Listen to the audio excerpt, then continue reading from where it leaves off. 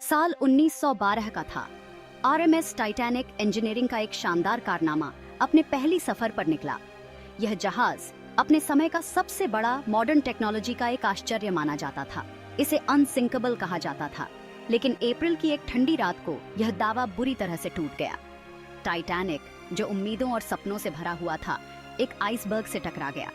इस टक्कर ने जहाज में और इतिहास में भयानक हलचल मचा दी। नॉर्थ अटलांटिक के बर्फीले पानी में 1500 से ज्यादा लोग मारे गए। टाइटैनिक का डूबना पीस टाइम में होने वाली सबसे भयानक समुद्री आपदाओं में से एक है।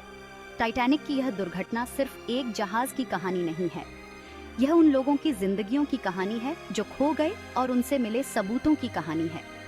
यह टेक्नोलॉजिकल घमंड और प्रकृति की अपार शक्ति की कहानी है।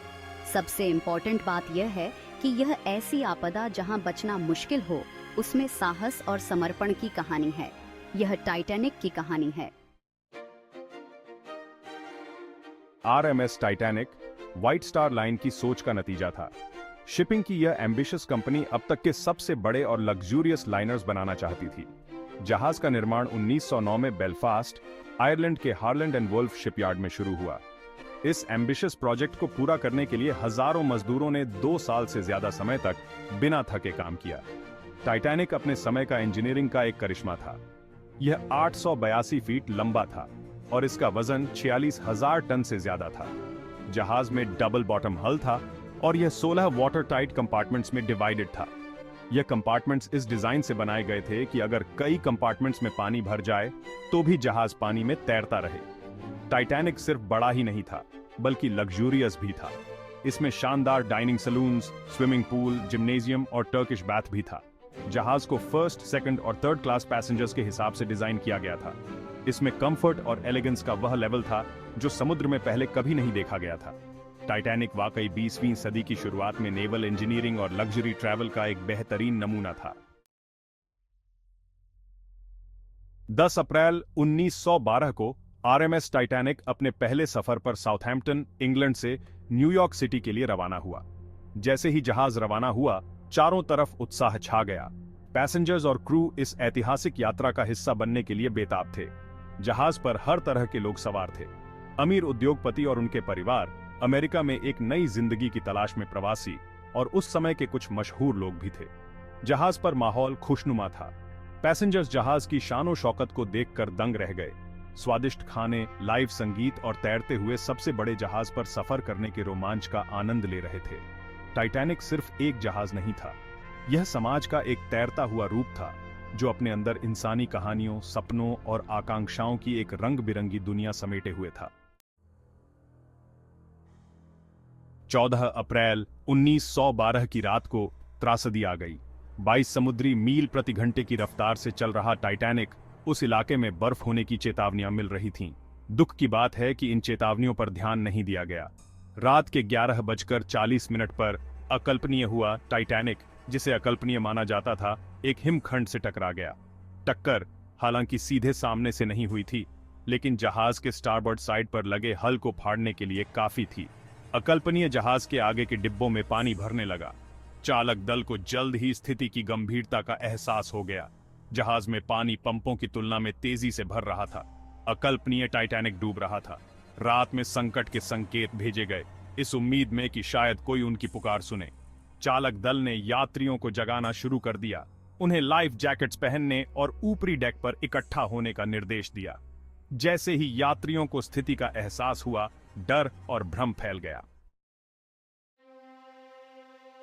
Section 5, the sinking chaos and heroism in the Atlantic. जैसे जैसे टाइटैनिक पानी में डूबता गया, डेक का कोण बढ़ता गया, जिससे लोगों का पैरों पर टिके रहना मुश्किल हो गया। स्थिति की गंभीरता का एहसास होते ही अफरा तफरी मच गई। बैंड बजाता रहा, उनका संगीत इस भयानक आपदा के लिए एक दर्दनाक पृष्ठभूमि संगीत बन गया। डूबते जहाज के बीच अविश्वसनीय बहादुरी और दिल दहला देने वाली निराशा, दोनों के ही नजारे देखने को मिले। लाइफ बोट्स, जो दुख की बात है कि सभी यात्रियों के लिए काफी नहीं थीं, उन्हें भरकर बर्फीले पानी में उतारा गया।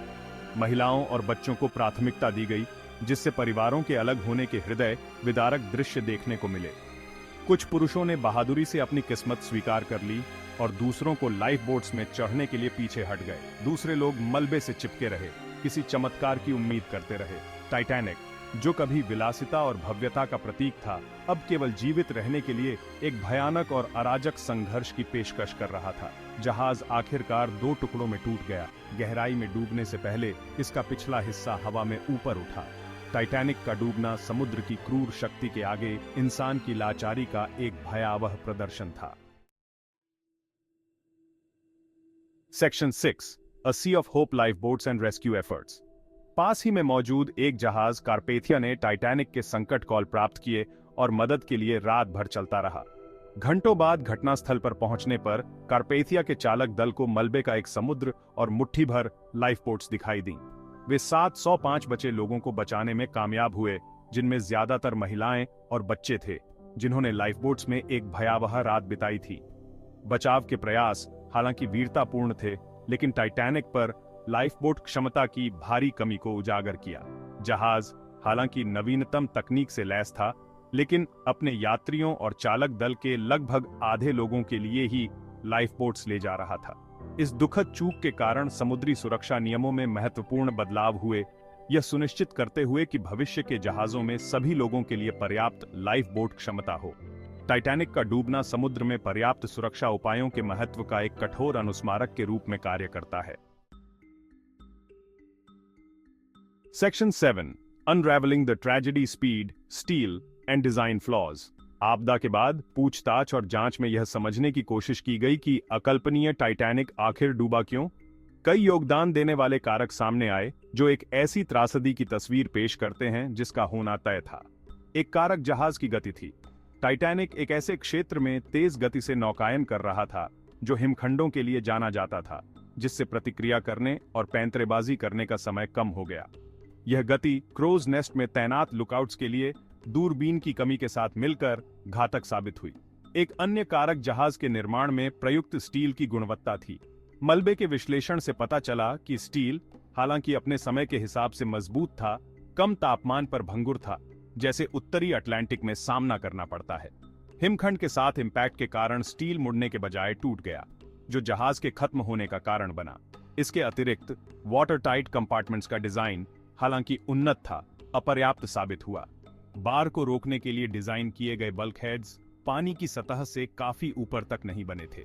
इस वजह से पानी एक कंपार्टमेंट से दूसरे कंपार्टमेंट में जाता रहा, जिससे जहाज का भाग्य सील्ड हो गया। Section 8, The Unsinkable Myth, A Legacy of Overconfidence। Titanic को अक्सर अकल्पनीय कहा जाता था। यह दावा हालांकि पूरी तरह से निराधार नहीं था, लेकिन ओवर कॉन्फिडेंस के एक खतरनाक स्तर का कारण बना। जहाज के उन्नत डिजाइन और सुरक्षा सुविधाओं ने कई लोगों को सुरक्षा की झूठी भावना में डाल दिया। दुख की बात है कि यह विश्वास जहाज के डिजाइनरों और निर्माताओं से लेकर चालक दल और यहां तक कि यात्रियों तक फैल गया। अकल्पनीय मिथक का आपदा पर काफी प्रभाव पड़ा। इसके कारण खतरे के सामने लापरवाही बरती गई। बर्फ के बारे में चेतावनियों को गंभीरता से नहीं लिया गया और जहाज खतरनाक पानी में तेज गति से चलता रहा। जहाज की अजेयता में विश्वास ने जान माल के इस दुखद नुकसान में योगदान दिया। टाइटैनिक के डूबने ने अकल्पनीय जहाज के मिथक को तोड़ दिया। यह एक कठोर अनुस्मारक के रूप में कार्य करता है कि कोई भी तकनीक प्रकृति की ताकतों को जीत नहीं सकती है। Section 9, conspiracy theories, separating fact from fiction. Titanic के डूबने से कई साजिश के सिद्धांत सामने आए हैं। कुछ लोगों का दावा है कि जो जहाज डूबा वह टाइटैनिक नहीं, बल्कि उसका सिस्टर शिप ओलंपिक था, जिसे एक बीमा घोटाले के तहत बदल दिया गया था। दूसरों का सुझाव है कि यह डूबना तोड़फोड़ या जहाज से जुड़े किसी अभिशाप का जानबूझकर किया गया कृत्य था। हालांकि ये सिद्धांत दिलचस्प हैं, लेकिन इनके पास विश्वसनीय सबूतों का अभाव है। व्यापक ऐतिहासिक रिकॉर्ड, प्रत्यक्षदर्शी खाते और मलबे की खोज और अन्वेषण सभी इस बात की पुष्टि करते हैं कि 14 अप्रैल 1912 को जो जहाज डूबा वह वास्तव में आरएमएस टाइटैनिक था। ये साजिश के सिद्धांत मनोरंजक होने के बावजूद इस समुद्री त्रासदी से सीखे जाने वाले वास्तविक सबक से ध्यान भटकाने का काम करते हैं।